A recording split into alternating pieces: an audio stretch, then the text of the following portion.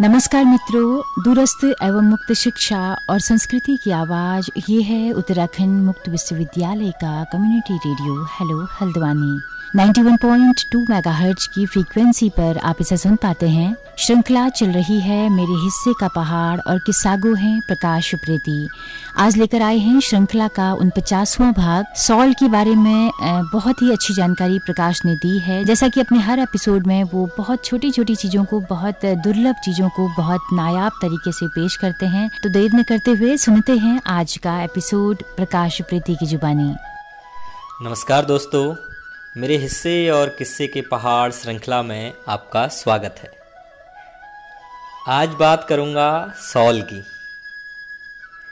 सर्दियों के दिन थे, हम सभी गोठ में चूल्हे के पास बैठे हुए थे। ईजा रोटी बना रही थी, हम आग ताप रहे थे। हाथ से ज़्यादा ठंड मुझे पाँव में लगती थी। मैं थोड़ी थोड़ी देर में चूल्हे में जल रही आग की तरफ दोनों पैरों के तलवे खड़े कर देता।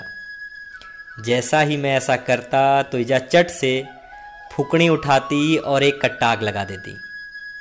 साथ में कहती, चूल्हन खुट न लगान रे पैतो ताती बे रणी है जानी।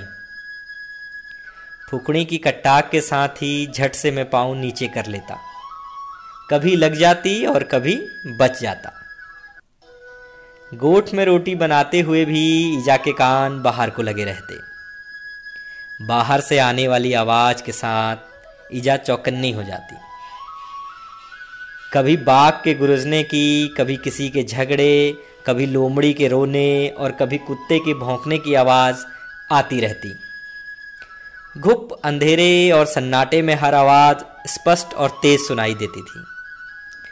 कभी कभी छन से गाय, बैल और भैंस के गले में बंधी घंटी की आवाज आती तो ईजा तुरंत चूल्हे से मुछा निकालकर बाहर को दौड़ी चल पड़ती। बाहर जाकर छन की तरफ सबको देखती और हा हुर्च करके गोठ आ जाती। गोठ आकर कहती, के देखा न लुएल तबे घन बजामो ठाड़ ले हरची। कुछ देखने का अर्थ बाघ से होता। यह सुनकर हम चूल्हे के और नजदीक आ जाते। तब एक आवाज ऐसी आती जिसे सुनकर ईजा को बड़म लगाई हुई सब्जी की चिंता हो जाती, खासकर आलू और प्याज की। वो आवाज ऐसी होती थी जैसे कोई सीटी बजा रहा हो। सूं सूं की आवाज आती। रात के सन्नाटे में वह आवाज सीधे कानों में पड़ती। ईजा उस आवाज को सुनकर कहती, आगोरे शॉल। ईजा के मुख से इतना सुनते ही हमारे कान खड़े हो जाते। हम भी इस आवाज़ को सुनते थे। कुछ कुछ अंतराल में वह आवाज़ सुनाई देती थी। सूसू की आवाज़ सुनते ही ईजा नीचे को पत्थर फेंकने लग जाती।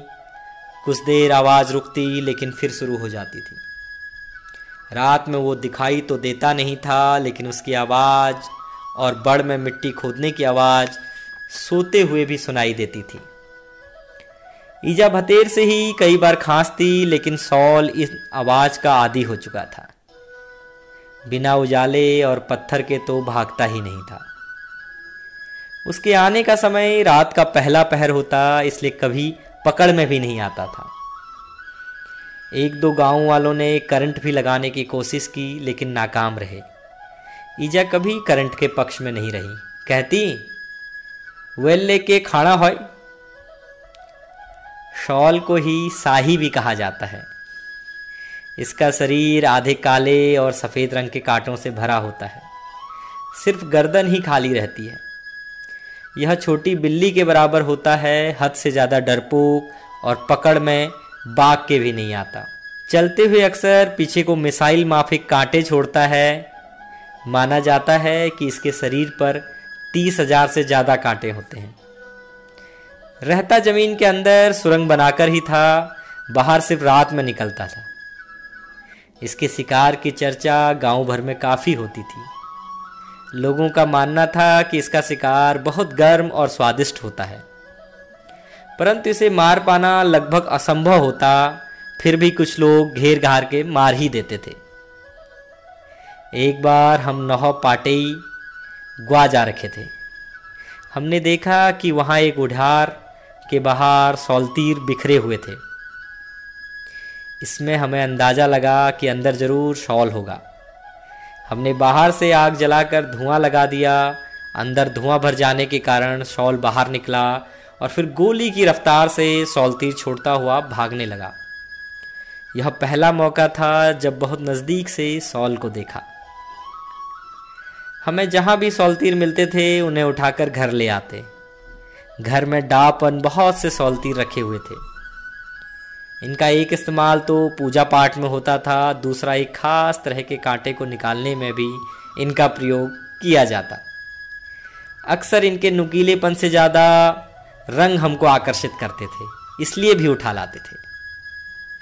शॉल जब भी बड़ में आता तो जो कुछ भी वहाँ उगा होता सब खोद खोद कर उनकी जड़ें खा जाता। आलू को तो रहने ही नहीं देता था।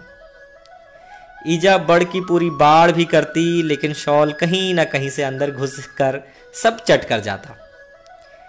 ईजा सुबह को जब पूरा खोदा हुआ बड़ देखती तो कहती, मरल या शौलक होए सारे बड़ खन्याए। ऐसा कहते हुए ईजा फिर बाढ़ को ठीक करने में लग जाती। अब शॉल की जगह सूअर ने ले ली है। हमारे इलाके में जंगली सूअरों का काफ़ी आतंक है। खेत में कुछ भी बो दो वो सब खोद देते हैं। शॉल तो अकेला आता था, ये तो पूरे दलबल के साथ आते हैं। डरते भी कम ही हैं, इंसान इनसे ज़्यादा डरता है। ईजा कह रही थी अब शॉल हरेगी। ईजा सही कहती हैं। शॉल के साथ पहाड़ों का बहुत कुछ है जो हरा गया या गुम हो गया है। तो दोस्तों, शॉल के बारे में बहुत ही दुर्लभ जानकारी प्रकाश ने आप सबको दी। आप सब ने भी वो जीवन जिया होगा तो आज निश्चय ही आपने उन दिनों को जरूर याद किया होगा। अगर आज का एपिसोड आपको पसंद आया हो तो अपना फीडबैक हमें जरूर दीजिएगा हमारे यूट्यूब चैनल पर, हमारे फेसबुक पेज पर। दोस्तों, हेलो हल्द्वानी रेडियो चूँकि एक कम्युनिटी रेडियो है तो इसकी पहुँच रेडियो में केवल हल्द्वानी शहर तक है। अगर आप दूर दराज पहाड़ों में या देश के किसी भी हिस्से में इस रेडियो को सुनना चाहते हैं तो गूगल प्ले स्टोर में जाकर हेलो हल्द्वानी ऐप को अपने मोबाइल पर इंस्टॉल कर सकते हैं और सुबह 10:30 बजे से लेकर शाम 4:30 बजे तक 6 घंटा हमारी रेडियो सभा सुन सकते हैं। तो इसी के साथ अपने रेडियो मित्र सुनीता भास्कर को दीजिए इजाजत। नमस्कार।